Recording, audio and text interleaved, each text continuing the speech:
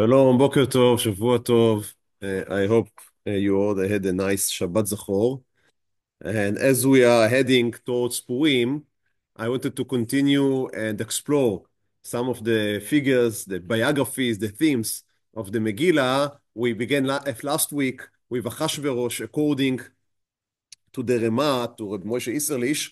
And today I would like to investigate with you a much more minor two minor figures in the Megillah, not Achashverosh, who is, of course, the hero, maybe one of the heroes of the Megillah, but rather Bigtan and Teresh, which are two minor figures, almost a sidekick, you may say, in Megillat Esther, and very interesting ones by that. I was somewhat inspired by this tendency sometimes to take famous stories or plays and extract from them a minor figure and make him, in a sense, into the center of a new work. One of the most famous, I think, and somewhat really in ways similar to what we'll do here today, is, I guess that you know the famous play by Shakespeare, Hamlet. In Hamlet, there are two minor figures, Golden Cuts and Goldstern, Rosencrantz and Goldstern. And there was a play written by one of the most famous playwriters in the 20th century, Tom Starford. I hope that I pronounce his name right, who wrote a whole play about Stoppard. Tom Stoppard. Stoppard. Thank you. Stoppard. Yeah, I think it was Hungarian in origin or something. So anyway, that would not be the way that he pronounced his name. I'm trying to excuse myself. So thank you. So Rosencrantz and Goldstern, which are Hollandic names, I think. Yeah. I think they're from Holland in the play. I can again. I'm very far from being any expert on these figures or the play or the original play of Hamlet or this, but just as an idea of taking two minor figures and trying to center them and see through them, not an epilogue or a prologue with other stories, but taking their point of view on the events of the main plot and I'm trying to understand through their eyes what is going on. And in a sense, that is in a far sense, that is what we are trying to do this morning. And we'll do it through the lenses of the Malbim. So let's begin with the story of Bigtan and Teresh, and then we'll speak a little about the Malbim, and then we'll try to see how the Malbim view these two figures. So we'll begin with the first source, which are just the psukim from the Megillah. בימים ההם, in those days, ומרדכי יושב בשער המלך, and Mordechai sits at the gate of the king. קצף ביגתן ותרש, שני סריסי המלך משומרי הסף, ויבקשו לשלוח יד במלך אחשוורוש. So at these days, קצף ביגתן ותרש is a very interesting way to write, because we would have expected here in Hebrew, when we use a verb that relates to plural, meaning to two or more people, then you need to have the plural verb. So it should have been katzfu. Bigtan Teresh became angry. However, it is used here katzaf, meaning to say that the Megillah relates to them both not as two, exactly, not as two different and separatable characters, but they are like one. They come as a couple. They do not come as two separate people. And again, okay, anyhow, people that may know the plays that I mentioned earlier, then they know that in that play, sometimes they are even confused about who is Goldenkrantz and Rosencrantz and Goldstein. So they even confuse the two. They don't have their own separate existence. So in an interesting way, right? So this Bigtan Vateresh, they are really one. So קצף ביגתן ותרש, שני סריסי המלך, משומרי אסף. So how they are being described here? They are סריסי המלך, this is an English word I cannot pronounce, Inyunch? Unique. So there is no relation between how it's being written and how it's being. Yeah. So unique, sarisim of the king, but they are not just sarisim, which seems to describe a type of a position, of a status. that we are also being given their specific position or role. The role is to be Mishomrei Asaf, the threshold guards or keepers. Now, that in itself can be and had been interpreted in many, many ways, because you can understand it as a very, very minor position, right? The people standing with swords at the edge, at the door, and the selectors, right? Just letting people in and out. So that would be a very low-key role. Or Shomrei Asaf can also be understood as the people responsible for maybe the whole palace, or sometimes they were even understood as responsible for treasury or for the whole kingdom. So Shomrei Asaf would be, in our language, Rosh HaLishka, right? The head of the office of the king. So that's a very high key role. So how exactly to understand their position, that is unclear from the Megillah. ויבקשו לשלוח יד במלך אחשוורוש, and for some reason they decide, they want, they wish, ויבקשו. So, excuse me? Here is, yes, that's right. But they are being introduced as katzaf, but then you're right. Afterwards, it is being used in the right grammatical sense. Vayevvakshu, they aspire. It's a very interesting word. Vayevvakshu, lishloach yad b'melech Achashverosh. It doesn't say here why would these two people now, regardless right now, are they just the guards, the keepers of the castle? Are they much higher officers? What were they trying to achieve? Why would they want to murder? Regicide is a very dangerous crime, we may say, in any society. There is no society in which you are being encouraged to murder the governor. Right? That's one thing I think that may be equal in all types of government. No government wants to be murdered. So that is very, very dangerous and may have hard consequences. Crime in any society. Why would they want? You need to have a very strong motivation in order to want to murder the government, the king, the head figure. ויוודע הדבר למרדכי. In some way it is being known to Mordechai. ויגד לאסתר המלכה ותאמר אסתר למלך בשם מרדכי. It tells it to Esther. Esther says it to the king, but she does mention that Mordechai was the first informer. ויבוקש הדבר וימצא. So it's being checked, it's being investigated, and I guess that in the best investigation methods in ancient Persia, everything can be found out. So they find out that that is correct. These two were plotting to murder the king. ויתלו שניהם על עץ, וייכתב בספר דברי הימים לפני המלך. You know, they tell the story, joke, that three spy agents made a tournament. Who would be who would take the shortest time to find the elephant in the forest? And using all of the modern technology and devices. So first go the British M15, I don't know their name. So they are going into the forest. What is the name is? MI5. So they go, they go into the forest. It takes them 2 hours. After 2 hours, they come out with an elephant. The Americans come with the new, better technologies. And after an hour, they go out with an elephant. And then the KGB, right, it's an older joke, goes into the forest. After 15 minutes, they come out with a rabbit shouting, I am the elephant, I am the elephant.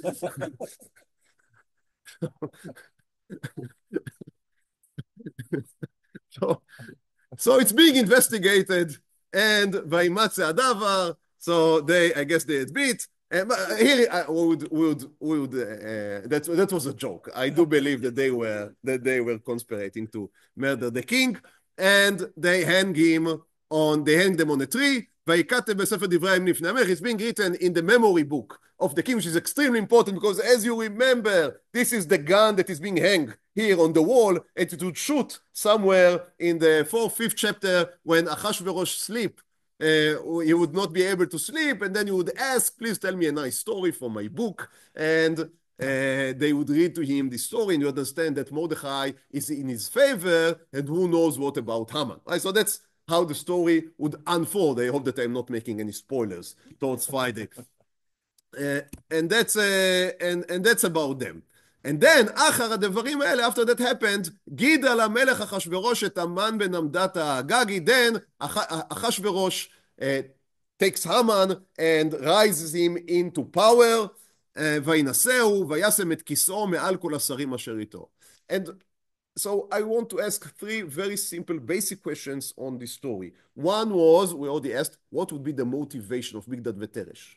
I mean, it is hard to believe they thought that by killing Achashverosh, they would become the kings. It just doesn't happen that way. In an empire, if you are an officer and you kill, and regardless of how high or low are you, and you kill the king, you would not become the king. One of the noblemen or someone from the king's family would become the king, and the first thing he would do almost certainly would be to punish you. So that seems to be completely suicidal, and we have to ask ourselves what pushed them. And I return that ויבקשו לשלוח יד. That's a very interesting. So they are asking, they aspire. It almost, I would say, and the Malbim would focus on it and would emphasize it.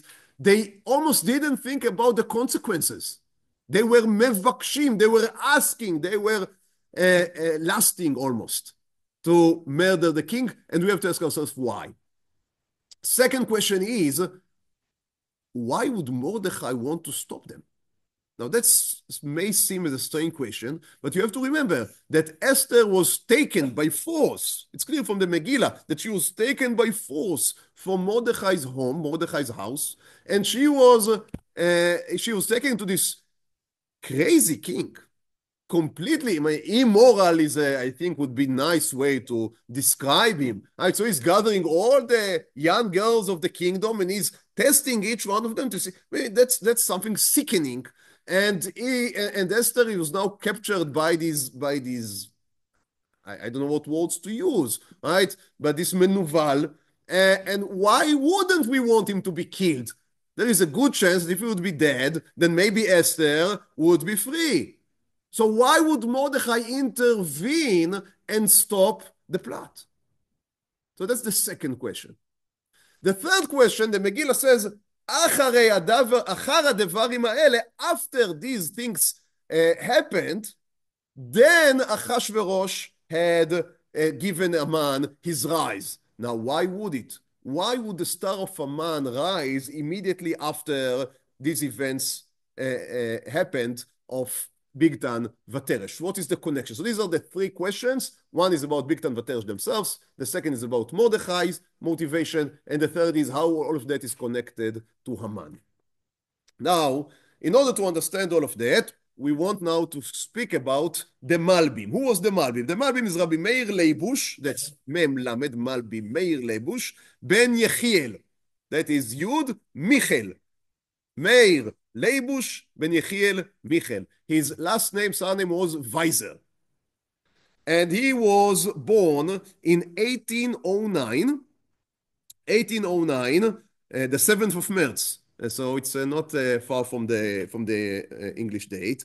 And he lived through most of the 19th century to 1879. 1879, so he died pretty young at the age of 70. So he was maybe back then it was not so young. Yeah, maybe back then he's not so young. Yeah, you're right. I apologize. Baruch Hashem. We should all live to 120. So he was born in a place named Vahalin, which was back then it was mostly these are places that swept hands many times, but mostly it was in the 19th century under the Russian Empire, because as you may remember, Poland was divided. In the 19th century, it was divided a few times, but in the end it was divided. Most of it went to the Russian Empire with most of the Jews, which caused a lot of headache to the Russians because they were completely and utterly anti-Semitic, and they were very happy with having their land completely Juden-free, and suddenly they have more than 1 million Jews in the new lands that they took. So the first measure that they did, of course, was immediately to prevent the Jews from coming east into Russia. That was what became to be known as a settlement pale. Pale of settlement, the designated places in which Jews were allowed to live. So that was the Jews of mostly of Eastern Poland and Northern Poland, what is nowadays Ukraine. All of that became part of the Russian Empire, which, as you can see, the Russians to this day had not really been able to let go. Other parts of Poland, smaller parts, were divided between the Austrian and later Austro-Hungarian, excuse me, later Austro-Hungarian Empire and Prussia. Now, he was born, as I said, in Wallin, and he was one of the most important Tanakh commentators. Also, Poisek was an important Rav, but he was one of the most important commentators of Tanakh in the last 200 years. In 1840, I cannot go into all of his biography because we want to speak about Bigtan and Teresh. So in 1845, I'm fast forwarding. He was 35, and he went to become the Rav of Campaign. And again, these places, because they switched hands, they also switched names. And that was part of Poland, which was annexed to Prussia. Prussia. Now, that was a very interesting change for reasons that are very important. 1845, some of you may remember that there was such a thing that was called the Spring of Nations in 1848, 1849, when many of the nations in Central Europe tried to rebel against the empires that were controlling them, and we may say it was the beginning of the awakening of the national spirit, which would later produce, after First World War, would produce the idea of the national state, the nation state, that was not so much around before First World War. So that was its beginning. So the beginning of the national spirit is in the middle of the 19th century. And the Poles are part of this awakening because they ask themselves, if we define ourselves as Poles and we have this shared language, which is Polish, and we have our own heritage and culture. I mean, you may think whatever you think about the Polish culture, but they think it's a high culture. So they ask us, so why are we to be controlled by the Russians in the east or the Prussians in the northwest or the Austro-Hungarians in the centers? Why won't we have our own state? And they are trying to rebel. And part of this rebellion is about the form of government, which is, I think, a large part of what inspired the Malbim into his very interesting interpretation of Megillah Esther. The Polish state, I mean, there was a Polish state, there was a Polish kingdom back then, before it was divided between the major powers, the superpowers around it. And the Polish state was characterized in very weak central control. There was a king, but the king was like, we would say, a prime minister. He was not even a president in the sense of the democracies today. You know that today we differentiate between democracies with a presidential government and democracies with what we would call today prime minister. Now, it's not a question of the name, of course, the question of the powers that you give, but supposedly, if you have a presidential government, it means that you give more power to the head. He may be chosen and only for limited amount of time, but when he is the president, it is extremely difficult to push him aside. While in other states that you have democracies, you also have much easier methods of checks and balances in order to throw off a governing, serving prime minister. And of course, there are many, I just described two poles, but you may say that there is everything in between. So Poland was much more similar to a prime minister, the king of Poland. He had very little power over the nobles. The nobles were much more stronger than the king was. That is an heritage of the feudalistic system in which if you own the land, then you are the master. That was Poland. Prussia, on the other hand, was on the complete extreme opposite. Because to this day, when you say Prussian government, you mean a dictatorship. These were the people that if they didn't invent the term of absolute monarch, they, of course, were the first one to imply it in the modern sense.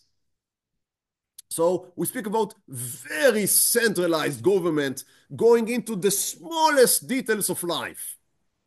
So the switch between the Polish government and when the Prussian took over was not only that you spoke Polish and now your governor speaks a type of a German.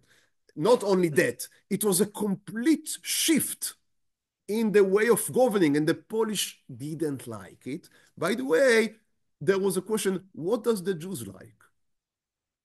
Who should they support in this tension and later open revolt of the Poles against the Prussians? By the way, another spoiler, the Poles would lose. In that rebellion, in the rebellion against the Russians, in the rebellion against the government, basically they lost, I think, any rebellion that they were part of. They have their own country now, but they didn't had an easy life in the last 500 years. And again, we may think whatever we think, if they deserved it or not. That's, again, not a question to this shield. So, Malbim comes into campaign in this exact minute of 1845. Tensions are very high. In just 2 or 3 years, there would be an open revolt. And the question of what is the right form of government seems to loom very large in his thinking. So when he looks at Megillah Esther, you remember the Rema from last week, he looked at Megillah Esther and what he saw was almost a psychological drama of the human journey during his lifetime. But the Malbim looks at Megillah Esther and this is a political drama.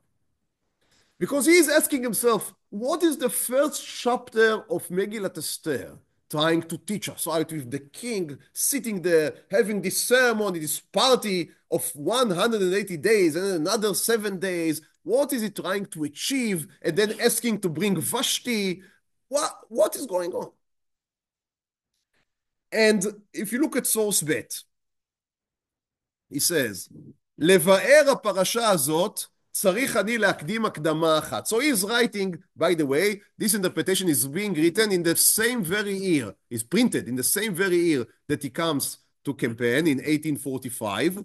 And it says in the introduction to the first edition, later there are many, it's one of the most printed commentaries on Esther. But in the first edition, which you can access, it's in there is a copy of it, an online digital copy in the Sifriya Leumit, the National Library of Israel. So in it, on the first page, there is an introduction note by the printer. It was not printed later in the later editions. It's very interesting. And he says, we asked the Malbim to print his commentary because he gave 3 excellent shiurim, he says, in the 3 Shabbatot preceding Purim. Each Shabbat you'd give a drasha. Now, I would guess that for at least an hour and a half or 2 hours. So you'd give a long shiur. And it was so beautiful, we asked him to write it down. And so now we are printing the Perush of the Malbim as he gave this shiurim on the Megillah. And it's very, I don't know if it is connected. I suspect it is connected to that there is much more Perush on the first chapters than on the last ones. Now, I know it from my own shiurim.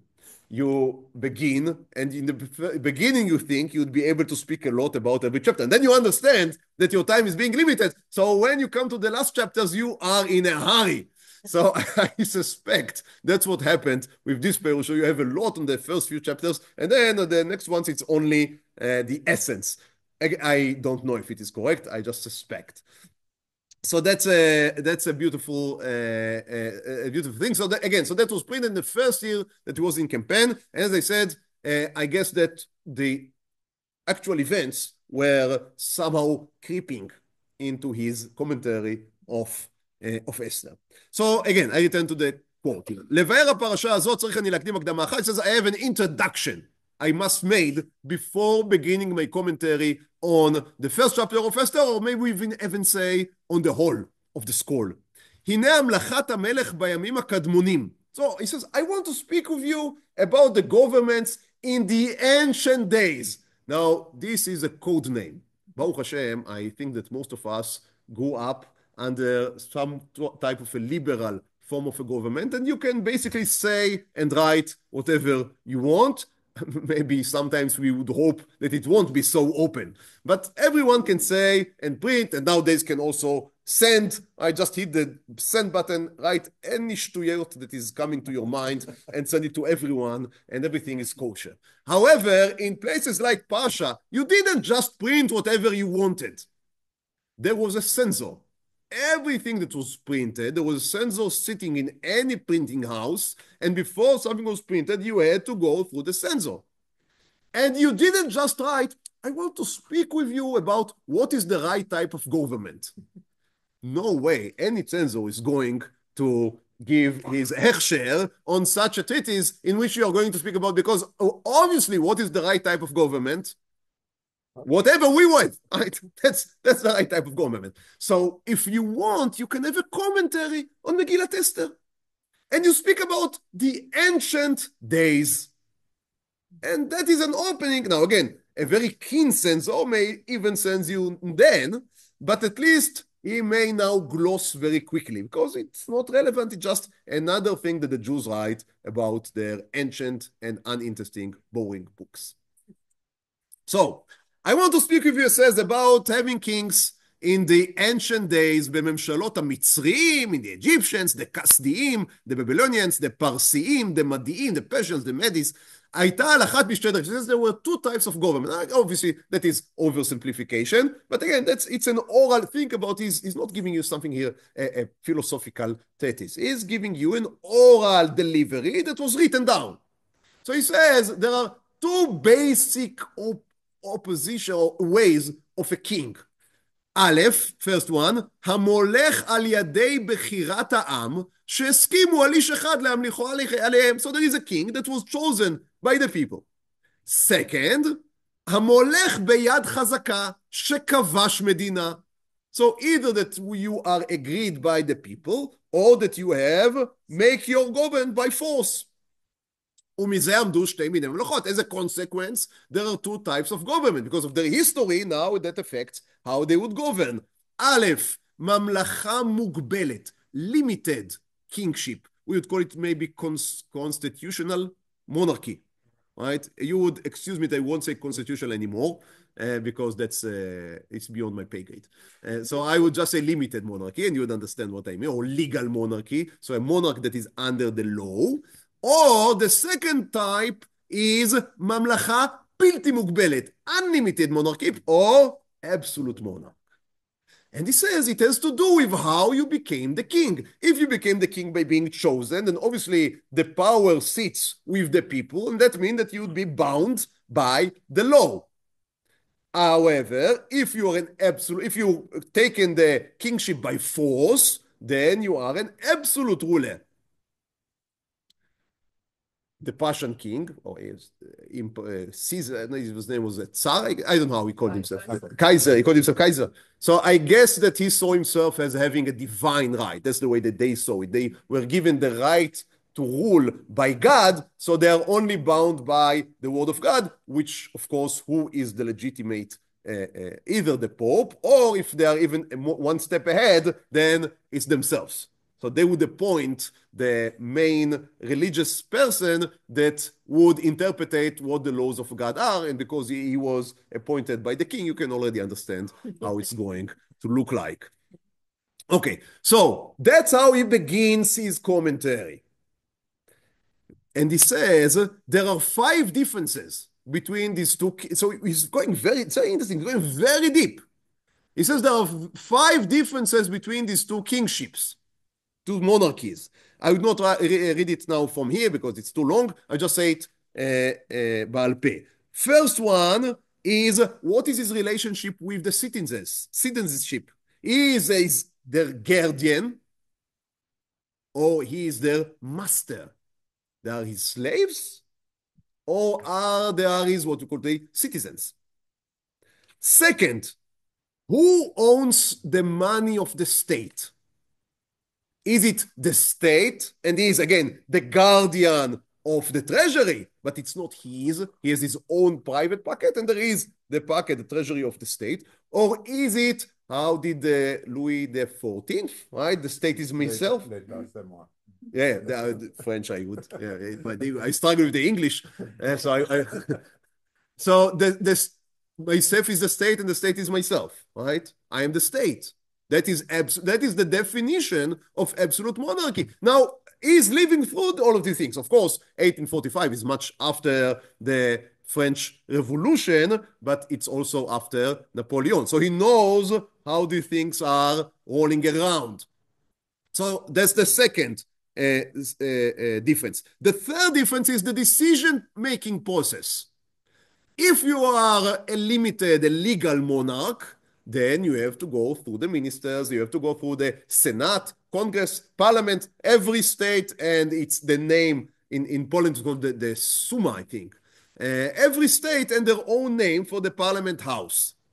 You cannot just rule ex cathedra, right, from the pulpit, as we say in the rabbinical business. You have to go through the board. No hints here. And so that's one way. Or if you're an absolute monarch, then obviously you are making your own decisions. You can maybe consult with someone if you wish, but you're not bound to anything. And your decisions, of course, are if it's a legal monarchy, then there is someone that is above you that can decide if your decisions as the king are according to the law or not according to it. It may be, again, the parliament, it may be the court. Someone has the power to overturn the king's decisions. If it's an absolute monarchy, whatever the king said cannot be taken back. Does that begin to have some similarity to the Megillah? Whatever the king said cannot be taken back. It's like the God's word. And the fifth one is the capital city. For some reason, I guess that it has to do with somewhat, again, with the political conditions of the time that I was not able to understand exactly what he is referring to. But he says that in absolute monarchy, the king can wake up tomorrow and decide that he is moving the capital from one city to the other. Because basically, the capital just follows where the king is. However, if you are in a legal monarchy, then the power of the monarch comes from the people. So the city is the master of the king, so he cannot move the capital. Now, again, I don't know what exactly happened in Prussia or in Poland of the time, but it is known that many times when there is a change of government, meaning a complete overturn of the government, then the new government would aspire to change the capital city in order to distance itself from the force powers and centers of the old regime and begin to build a new regime. Again, Russia, I think, is coming into thought, but also in other places this had happened. So these are the 5 differences. And then it goes into a very interesting, again, long commentary in which he shows how in the first chapter, Achashverosh was trying to change his monarchy from a legal bound one into an absolute one.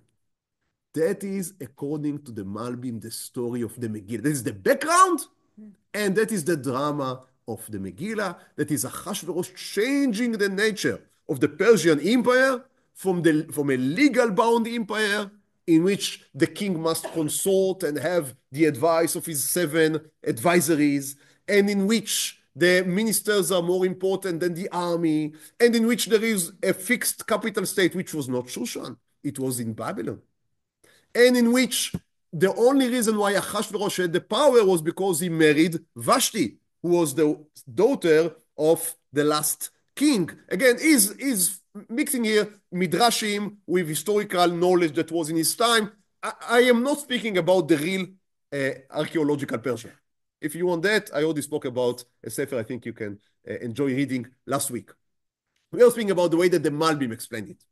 So the Malbim saw the Megillah as reflecting this attempt, and successful attempt at that, of Achashverosh to change the nature of the government of the empire of Persia, of 127 states. And everything is going into that. So the first one, what was all the party about? Moving the capital into Shushan. So that's why they celebrated for 180 days. And you can see in the Megillah that he had made a special invitation to the people of Shushan. Why? Because he wanted to uplift them. From now on, you would be the residents of the capital city. He is making the arrangements. That's very political. The question of who do you invite first, right? Who speaks in front of whom? That's for people that are into politics. That's very important. That reflects the relations of power. Who would speak in whatever ceremony? Now, again, for us, the simple people, that seems to be completely unimportant. But for the people up there, it is extremely important who would give the speech in a certain ceremony, because that reflects. And where do if you have 3 rows of VIPs, where do you sit in these 3 rows? There would be, and there had been people that would come into a room, they would see the seat assigned to them and immediately leave because they were not, according to their perception, they were not honored in the proper way. And it is disgrace for them to sit in the 3rd row, or I don't know, in the 1st row, but not in the center. So it's better for them to completely not be. I know that no Jews, of course, would ever do that. But so if you only in a wedding. So if you look at the Megillah, you will see that Achashverosh put the Sarei Hatzava, it says, Lecheil Parasu Madai, the armies were put before Apartemim ve'asarim, meaning before the political ministers. Now, what does it mean when the king comes with a military uniform and the people that sit around the main table in the main event are all his generals? What does that mean about the type of government? Yeah, that's a government by force, no question. No question. There is a reason why certain dictatorships in the world always walking around with military uniform. It's not just because it's nice to wear, right? They try to project an image, exactly. To project an image, force, of power, of military power. Of course, all this expense of money, the state's money, on his own petty desires. It's not only to show his majesty. It's to demonstrate that no one will tell him what to do with his money. Because there is no treasury of the state. There is only me, Achashverosh. Of course, summoning Vashti to his mishteh, and in order to show everyone how beautiful she is, what does it mean? Why did I marry you? Because you are the legal basis to my kingship? No, at all. I only married you because you are a nice object.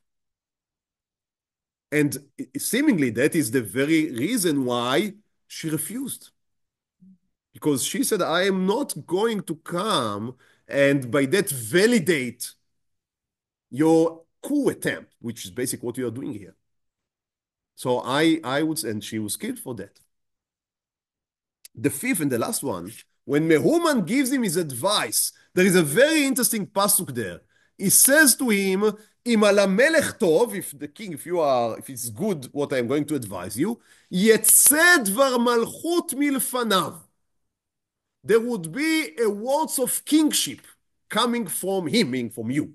Now, what does it mean? יצא דבר מלכות לפניו, ויכתב בדתי פרס ומדי, it would be written in the laws, in the laws of פרס ומדי, ולא יעבור, it cannot be changed. Says Malbim. This is the fifth change, and that is from now on, the word of the king is the law, and it cannot be overturned. There is no upper court above the king that can overturn his words. That is like, or maybe not the enabling act of the Nazis in Germany in 33, 34, right? In which they said from now on, the government, because of emergency state, from now on, the government is enabled to make whatever laws it wants without any need to have the approval of the Reichstag or of the High Court, whatever was remained of it at that time. And that's from there on, you can make whatever rules you want without anyone able to criticize. No checks and balances at all. And that is exactly the grab of power that Achashverosh is making at the first chapter, and is completely successful. Very interestingly, Malbim does not explicitly criticize Achashverosh. For me, we hear that, and I think that most of us are horrified. But he does not criticize Achashverosh. Now, I cannot answer. He doesn't criticize him because they think that is just, there are two ways of government, and that is legitimate to move maybe from the one to the other. Or maybe he doesn't criticize it because the critique is self-explanatory, and he doesn't want, as I said, to go into maybe a problem with the censor. I don't know. However, as we continue, now you may understand the reasons of Bigtan and Teresh. What they are trying to stop is this gap of power. Now, they do not think they would become the kings, and they do not aspire to become the kings. Maybe they even understand. I'm making them now into ideological conspirators. Maybe they even knew that they would be punished by whoever would come next. But what was important for them was to stop Achashverosh from what is. Let's just imagine that Khrushchev, right, instead of waiting to after Stalin's death in order to make his famous speech in which he outspoken about the crimes of Stalin. Let's imagine that he would have the courage to stand 10 years before or 15 years before and stop and maybe kill Stalin. No way that he would have done that. No, I understand. Not only that, he wouldn't be nobody. I mean, to whom he's going to make the speech? No, not the speech. No, I'm speaking about killing. I mean, that's what Bigtan and Teresh thought to do. That is what they are attempting to stop. There would come a new king. They understand it won't be them, but they don't want to be the kings. They only hope that the next king would be someone that would reapply the old legal monarchy. Yes. If Vashti came from a powerful family, why did no one from Vashti's family that was powerful? According to one of the midrashim, Bigtan and Teresh were family members of Vashti. So that's a very interesting point that you are making. So that's exactly, it's a midrash. Malbim does not use it, but you are right that would be very, but I think that, I want to emphasize, I think that you're right. It's a beautiful, I think, thought, but maybe it makes it too much of a personal thing. And Malbim and the way that I'm taking the Malbim a step more than what he did, again, because I think he was maybe stopped by the censorship, but he wants to make their crime an ideological one. And if you make them the relatives of Vashti, then it becomes a little too personal.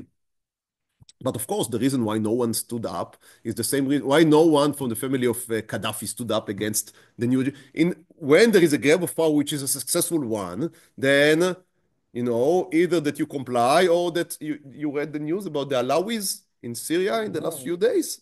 These are the family members of Assad that I don't know if they stood up to the new regime or they were suspected or as a preemptive strike in this part of the world, everything is possible. So that's exactly why they would keep quiet. Now we have 2,500 years passed, but not much has changed. Okay, so they are trying to play. Now we understand their motivation. Now it's even more interesting. Why would Mordechai not stop them? Here, the Malbim is completely quiet. I can I can only speculate. Yeah, why did he stop them? Yeah, why? Yeah, I mean to say, yeah, thank you. Yeah, why did he stop them? I mean, wouldn't it be wiser of him just to let and really the state would become a better place? I cannot know, but I would suggest the following. Many times the Jews have this idea, and many times it was correct during history, that you prefer a strong man as the king, which should put law and order, and not the legal organized system. Now, why is that? Because for most of history, the legal organized system was filled with anti-Semitics. Now, the king was also anti-Semitic, usually, but it's much easier to bribe one person than bribe 10,000. So you would prefer a less bureaucratic system in which you can go just to the headman and change whatever needs to be changed. And that was correct for many long periods of history in Jewish life. So that's now, obviously, that is not the good way to govern, but when you are a persecuted minority, you have to do with what is possible and not with ideal and dreams.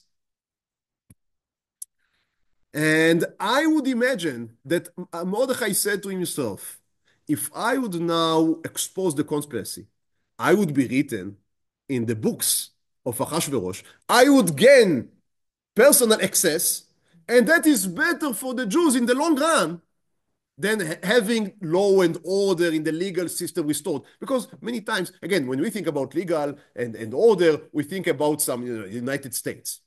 So we think about something that is very equal. That was not the situation through 99, I would say, time in 99% of the places. You had a legal system which had legal anti-Semitic written in. And it would be easier if the king can bypass the legal system. Because as I said, again, the king may be also anti-Semitic, but he can be bribed.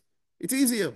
This is historically, it's proved because like in 13th century, King James in France, in Spain, right. He was favorable to Jews. That's why they can survive. Yep. Yeah, very right. In many places. So I would suspect that was the reason of Mordechai. However, the rest of the story the Malbim makes is that it was a mistake in the long run. Why? Because what happened immediately after? אחר הדברים האלה. After you bypassed all the laws and you destroyed the last of the threshold guards, right? The threshold keepers, Shomrei Asaf, that were supposed to prevent the complete fall of power into the hands of one man. So what does this one man does?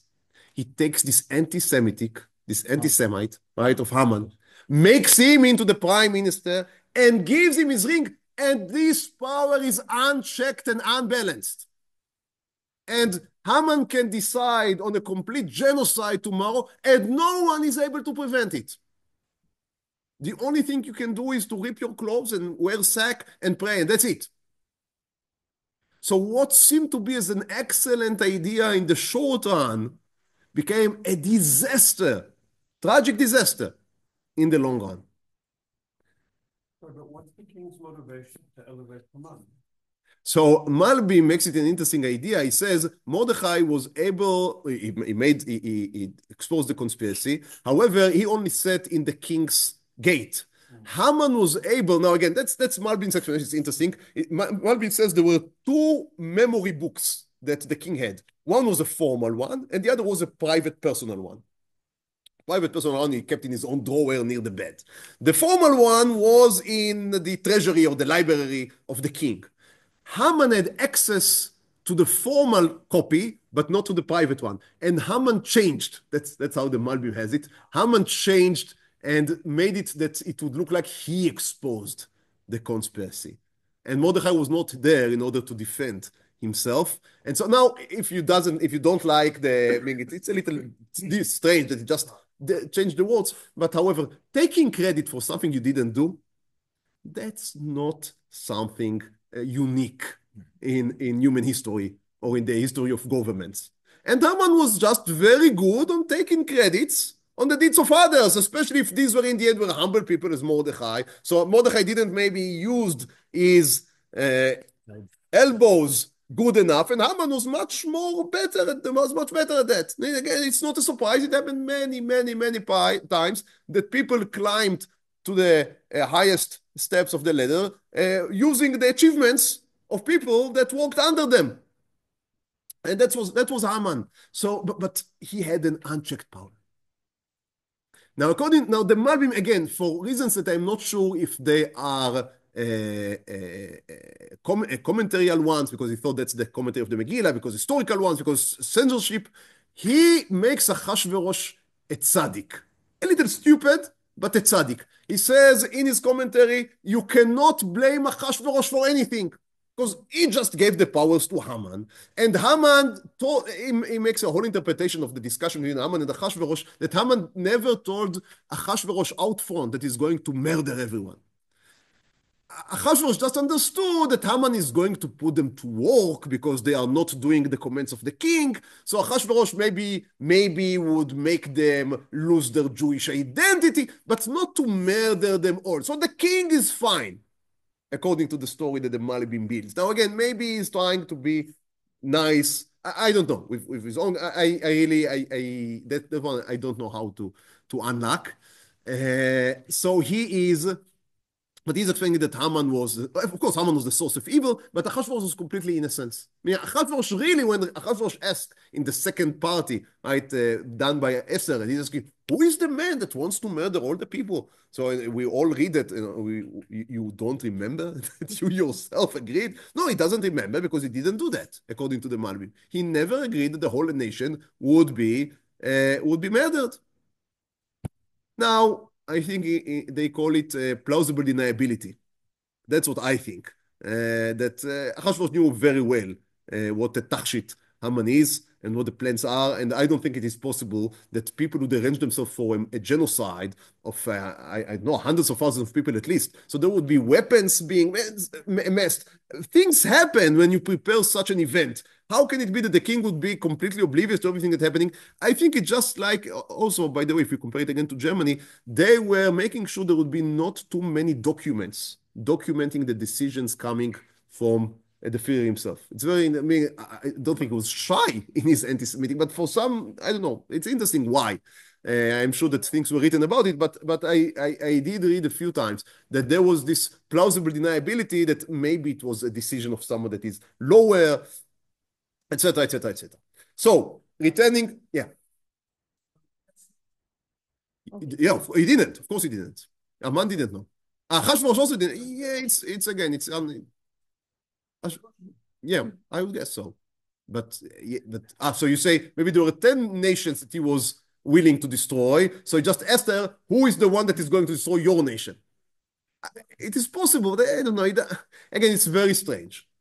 I think it's a very strange story there. I see it, as I said, as a complete, it's a hypocrisy. He wants to throw everything on Haman. So he says, oh, I didn't know. I don't see it as something that is plausible. However, Malbim takes it at face value. Now, again, either that he really believes Achashverosh, or that he just doesn't want to make the censor angry. I don't know.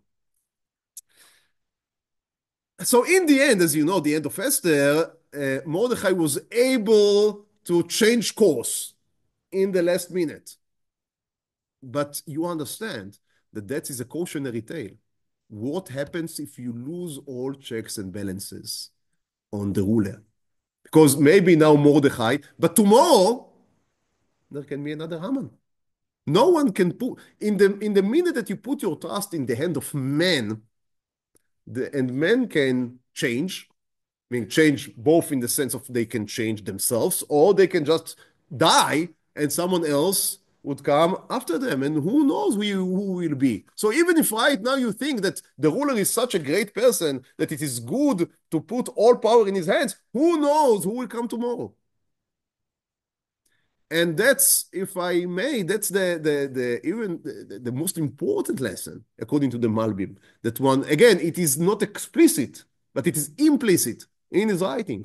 Later on, he went to Romania to become the rabbi of Bucharest, which was the highest position that he held from the position of the number of Jews and the importance of the role. However, he was able to sustain his position there only for 4 years. After 4 years, he was driven away by the Romanian king, who was not happy with his teachings of legalism. And he was trying to take some power from. So again, we have to understand that some of the board, the community there was ruled by people that were already beginning to be less frum. So he was trying to strip them of some of their powers. The kingship, the government didn't like it. And in the end, they expelled him from there. So he paid the price, very interestingly, years later, 20 years after he wrote this comment. This was the first commentary that he wrote. Years later, he paid the price for his opinions about how a government should be run. So he was expelled from Bucharest in 1860, 15 years after he wrote this commentary. He became the rabbi of Bucharest. In 1864, Erev Shabbat Zachor, he was taken by force from his home, put on a wagon by the Roman government, and he was deported to Georgio port on the Danube, and from there he was expelled to Russia in Bulgaria. He tried to return to Romania, but all of his petitions were rejected by the Roman government, and he died 19 years later without ever able to regain his former position. So that's a man that paid the price. As Mordechai, he wouldn't bow down and pay the price for his beliefs and for his teachings.